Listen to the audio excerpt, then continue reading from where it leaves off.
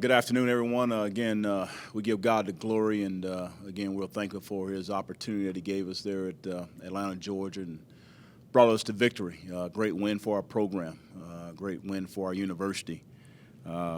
Great fan following. It was tremendous. Great support. Liberty fans have been tremendous at home. They've been tremendous on the road, and I want to say thank you to all of our fans for their support. Positive things that occurred added on here is we won on the road against an FBS opponent. That's outstanding. Running game was very good.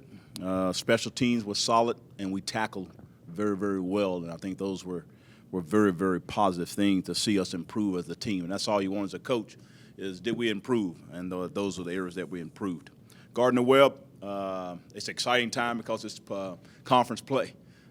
Really, the records are all thrown out the window as far as us as coaches and players and all that, and playing on the road again there at Gardner Webb, a night game. They got homecoming. They had a bye week, so there's a lot of things there I think are more from a positive standpoint for Gardner Webb as they go into this game. Carol McCray is an outstanding football coach, very well respected, being able to coach, teach, and develop his young men. So we know they're going to be ready to play. It's an alma mater. Offensively, they have a very athletic quarterback. You probably say their offense is something like Southern Illinois. They got a quarterback that's going to run, move, and do a lot of carrying the football in the run game, not just the options. They're going to do some of the options, but they're going to have some quarterback runs with him. Then they got a preseason All-American tight end. Estes, tremendous physical attributes, does everything well for them. So he is their so-called go-to guy at this point in time. And again, we're going to probably see some other things that go on in this next ball game just because they had a bye week, and I know they had some injuries at a few places. Injuries for us, Wesley Scott is questionable. Javon Major is probable. Keys to the game, we must win the turnover margin, and I think if we win the special teams, I think if those two things occur, we have a greater chance to be able to be successful in this ball game. Open it up for questions.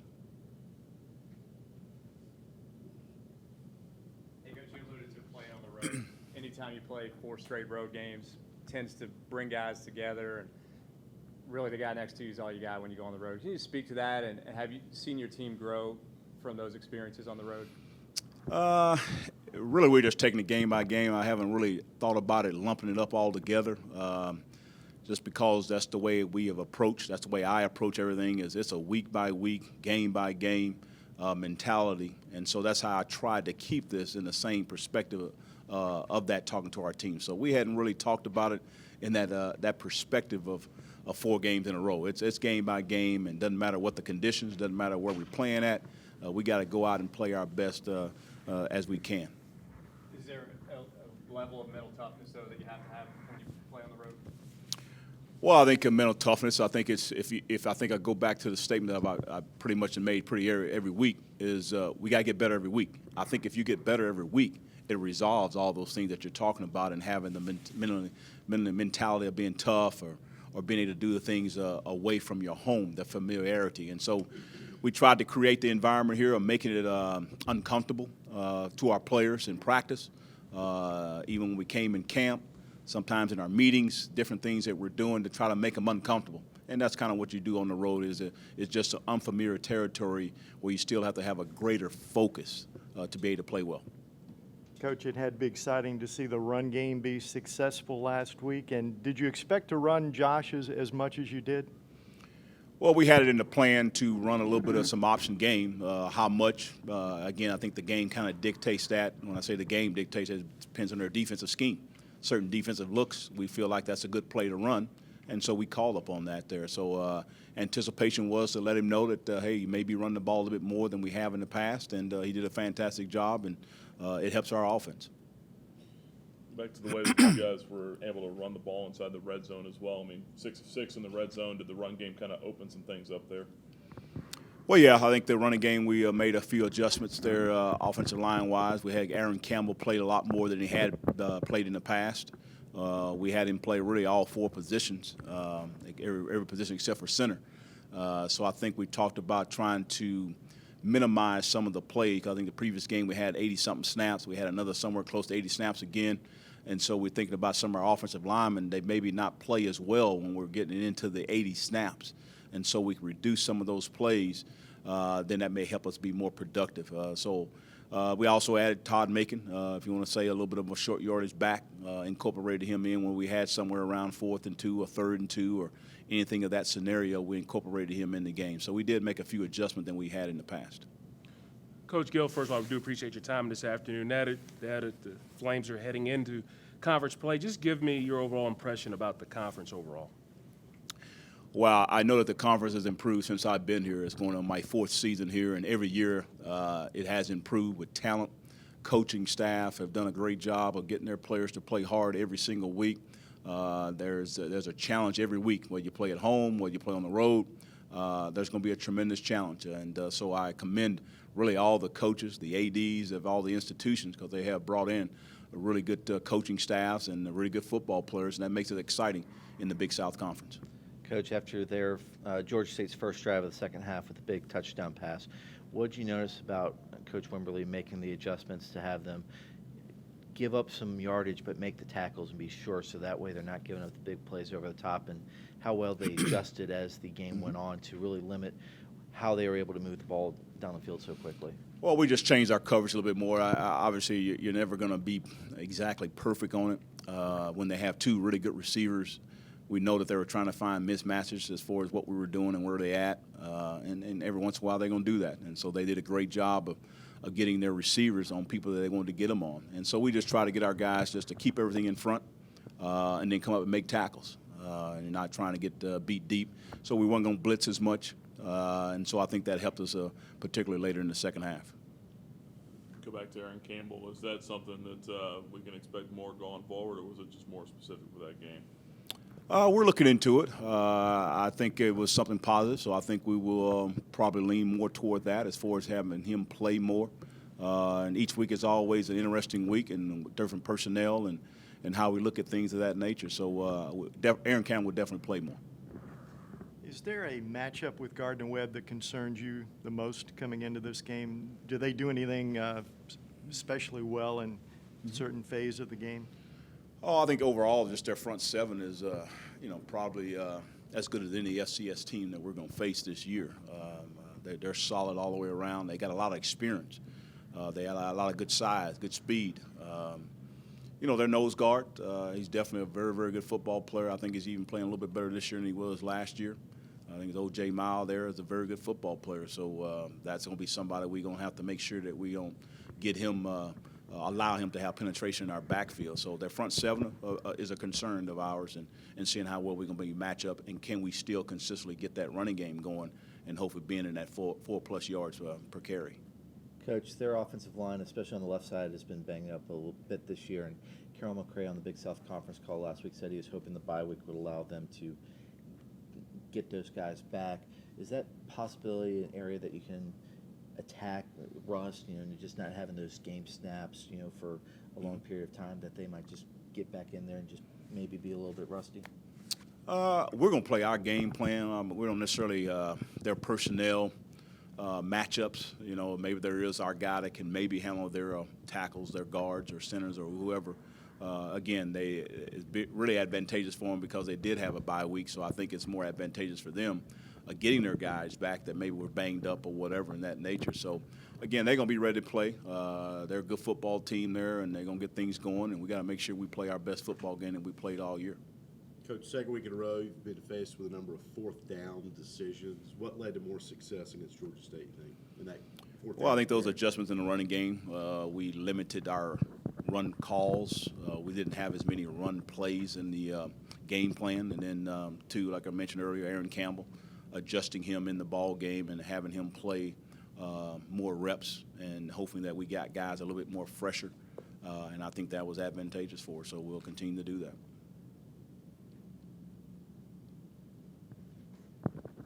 With their offense, with Maxwell at quarterback, he seems to be the leading rusher, and they haven't really gotten a running game going. How important is it going to be just to force that team to become one-dimensional and force him to try to make a lot of decisions as a sophomore who played a lot last year as a Wildcat, and really this is only his first year really getting the chance to drop back and pass and try to really force him to make a lot of decisions that could benefit you guys? Well, I think it's going to be key for us to contain him. He's going to make a few plays here and there. He can throw the football. He's definitely a run guy first and pass second per se. And I know that he's going to be a guy that they're going to have him in the game plan, running the ball quite a bit. They're going to run the option. They're going to run the different run game there, draw plays, and run different QB runs. So, again, it goes back to the same thing as our D-line got to beat their offensive line. We got to tackle well. And so we can't allow them to stay on the football field and make it difficult for our offense and even our defense as far as them being on the field. Coach, you finished non-conference play at 3-2. Are you pleased with where you're at? And how do you think that sets you up if you need an at-large bid for the playoffs? Well, record-wise, I'm not pleased. I don't want to be undefeated. As far as our football team, from game one to where we're at now after 5 games have been played, we gained a lot of experience. So I'm pleased to get a lot of guys a lot of reps. We played a lot of guys, a lot of football, particularly on the defensive side of the ball. There's been quite a bit of rotation in there as far as that goes. On the offensive side, we got a few more guys in some rotation. We're a little bit more experienced on the offensive side than the defensive side. So it's great now that guys have played a lot of game. We don't call them as freshmen or rookies anymore, and after they didn't play 5 ball games, now they understand and how to play it. So I think overall, we understand our team a lot better. So I think that's a good thing. We understand what some guys can do, and we understand what some guys cannot do. And so now we have a better chance to be prepared to play them their best at going into the conference. Having Darren Peterson back in the lineup last week, how much of a difference does that make in your offense to have him back? Well, it's always a plus. He's one of our better players on our football team, and I know our defensive people recognize that. And, again, we feel good to throw into a lot of guys, so it's not necessarily we're going to throw to him 90% of the time. We feel good about our offense, feel good about our receivers. He just adds another dimension of big play opportunities, and so he's a big-time player, made big-time catches. I think that might have been his best football game that he's played as far as overall game. Really made a lot of great catches, made some good blocks. So I think that was a really, really good football game there by Darren Peterson. Abner, the starter now over Rice. What led to that decision?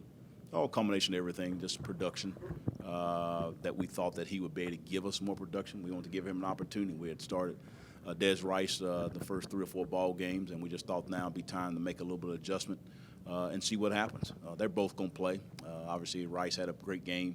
So starting and not starting, like we've always talked to those guys, I know it's meaningful to a certain extent, but don't draw to too much conclusion, because sometimes a guy may start and he may not get all the reps per se in the game. So, again, it's a team thing. We're going to need all of you, and be ready to play when you're called upon.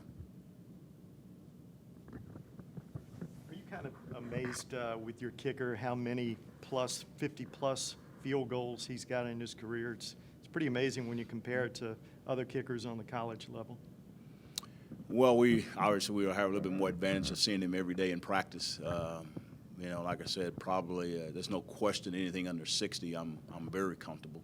The 60 to 65, if it's a late and a half or something like that, I'll probably definitely take a shot at it. So I'd definitely say inside of 65 yards, I feel very good that he's going to have the leg.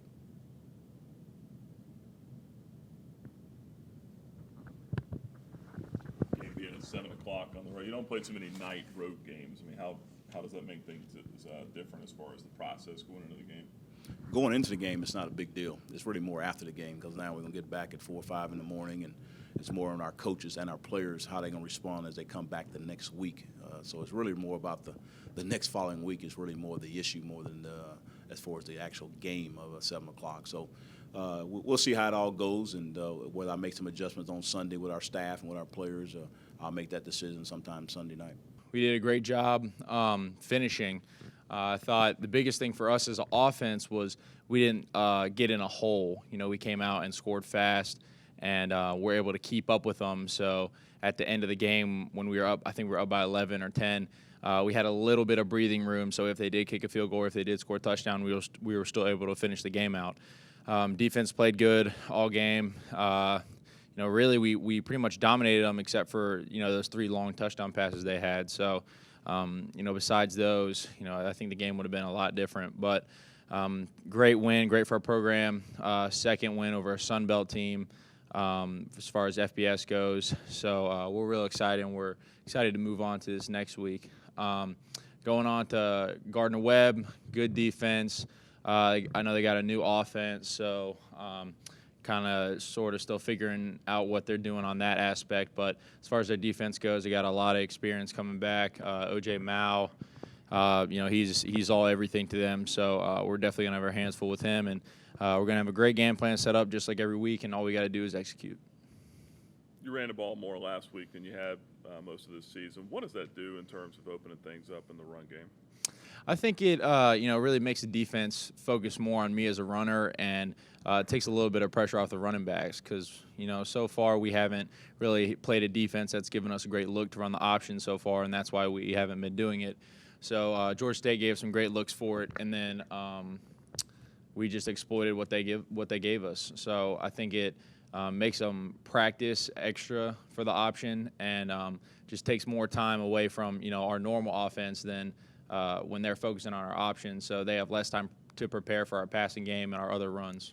You said Georgia State gave you some good looks. Like, what did they show you, I guess? Just all season we've been waiting for two off the edge and one that we could really work the option off of. So we haven't been playing a defense besides West Virginia that really gave us that look, and West Virginia would scrape hard off the end, so it'd be a quick pitch to the running back every time, just like the fourth down conversion that Des dropped. That would have been a big play, and that's what we were sort of looking for in that game. Whereas this game, we knew they were going to come off the edge hard and take the running back. So is basically a 10-yard run every time we got to look for that. So those are pretty much some of the looks that we were looking forward to this week.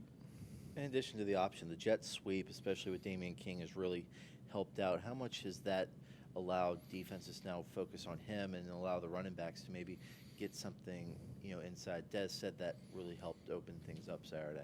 Yeah, absolutely. Now, anytime that they see number 7 in there or Damian in there, they're gonna, get ready for the jet sweep, and they're gonna put more attention away from where we're running. So that was a little wrinkle that we were throwing in there. And he's a great athlete. He's so good with his cuts and with making people miss that we had to get him incorporated into the game this week. Coach Gill was talking about Gardner Webb's front 7 being really strong, especially their nose guard. What have you seen watching them on tape that impresses you? Yeah, ever since I've been here, Gardner Webb's had a great defense. That's really been, the best part of their team since I've been here. So O.J. Mao, that's their nose guard. He's a great player, preseason All-American. I think he's the conference preseason player of the year for defense. So we're definitely going to have our hands full with him up front. He's a great player. He's big. He's physical. He has great explosion off the ball. So we're definitely going to have to come up with a good game plan to, keep him quiet. Hey, Josh, it's not often that you play 4 straight road games. Can you just speak to that and maybe how you've seen guys grow through some of these road experiences and lean on each other? Is there a different level of mental toughness that you have to have when you go on the road? Yeah, absolutely. I think the biggest thing for our team is, we've matured a lot in these 2 road games. I think a lot of the guys were kind of thinking that we were just going to go in and, take Southern Illinois out of their game and just do whatever we wanted to them. And, we ended up getting in a big hole and then not being able to come back from it. So I think a lot of the guys understood that we can't just go in there and, play overconfident. We have to go in there, have confidence in ourselves, but then execute at the same time. And I think you saw that with Georgia State this past week. We took the loss from Southern Illinois and, really got ourselves back together and understood that, we can't just think we're going to go in there and win. We actually have to execute. So it's really good for our confidence going forward, and especially going into Big South. We didn't want to head into Big South with a losing streak, being 3-2 being 2-3 instead of 3-2. So that's big for us, big for our young guys, because I know we're playing a lot of young guys on defense. And like I said, it gets their confidence up for conference play. Hey, Josh, first of all, appreciate your time this afternoon. I got to ask you, just going into conference play, just your thoughts and opinion about the conference as a whole.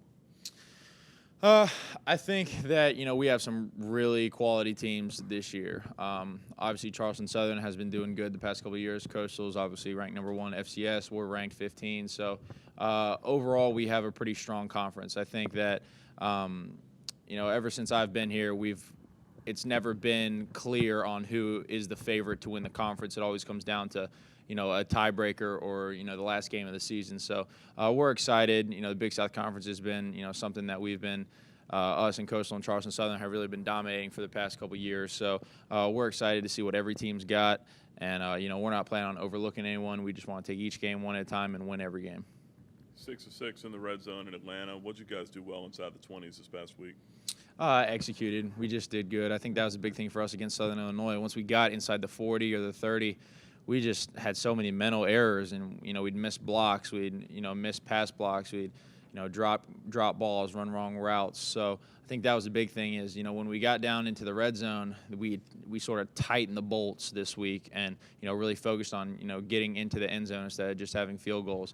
And it showed. We had 5 rushing touchdowns. I think they were all 1-yard touchdown runs too. So that was great for our offensive line. Getting some confidence, knowing that when we need to get 1 yard, we can.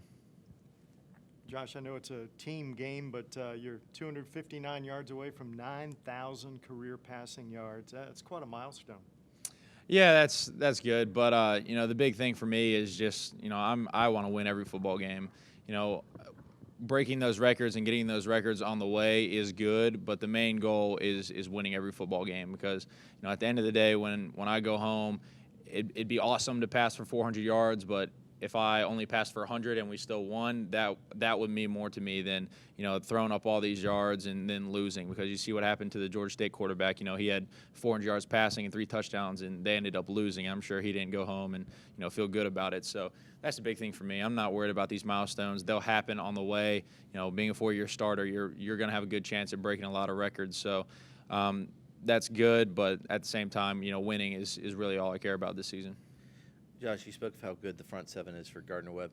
Is it one of those weeks where if you establish the pass and get them to loosen up that front seven, where they have to be more focused in passing, that you can actually get the run game going?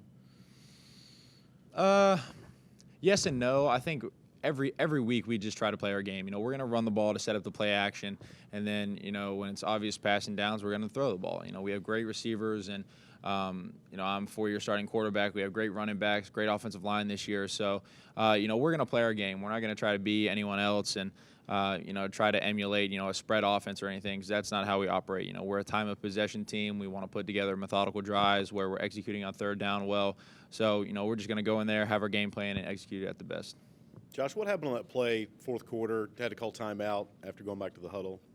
When I threw it, the guy landed on me. It just got the wind knocked out of me. I really couldn't breathe. I was trying to call the play. Nothing's coming out, so I was like, I need to get this timeout in me right now. Conference play starting, now that a loss would be really devastating. Just tell us about the level of focus now going into conference play. Yeah, I think the biggest thing for us was getting this win this past week. Having confidence, not coming in on a losing streak and being like, oh man, now we're really in a panic. So, like you said, we don't have, the right to lose a game from now on. Conference, we really try to crank it up, just like I think we did this past week in the red zone, where we really tightened the bolts and cranked it up another notch. I expect the players, the coaches, the training staff, the equipment staff, everyone to really tighten it up this next week and for the next 6 games, really, because we want to win it outright. We haven't won it outright since I've been here. Last 2 weeks, airplane rides. This is a bus trip. How do guys spend the time on buses? What do you do? To be honest, I get kind of bored, so I fall asleep. But you don't want to sleep on the bus ride because it could throw off your sleeping pattern. But at the same time, if you manage it well all week, it shouldn't be that big of a problem. But I know a lot of guys watch movies. A lot of guys just listen to music. I know the offensive linemen do their tests because it takes them a couple hours to do it. So. Yeah, I don't think they enjoy the bus ride too much, but it's more time that we get to spend together just as a team. Obviously we're on the bus for 6 hours versus being on a plane for an hour. So, we get to talk to everyone, we get to see everyone, we get to hang out for more time just together. Instead of, being out on the field, we're all, trying to focus and get stuff done, whereas, being on a bus, we can really relax, maybe watch a movie. I don't know if guys watch movies together or whatever. So it's really just some more team time for us. When you run the ball more, take some more hits during a game, do you feel it the next day, or are you past that point and don't really feel too much when you run the ball a lot? No, I definitely feel it because the football season is really the only time during the season that I get hit, or during the whole year that I get hit, because I don't get touched during spring ball, and we're never live, especially during practice. So I definitely feel it. I don't build up those muscles just like the running backs do or like the receivers do every day from getting hit. So definitely, got a stiff neck the next day, but our training staff does so good at making everyone feel good at the end of the week and at the beginning of the week. So it's no problem.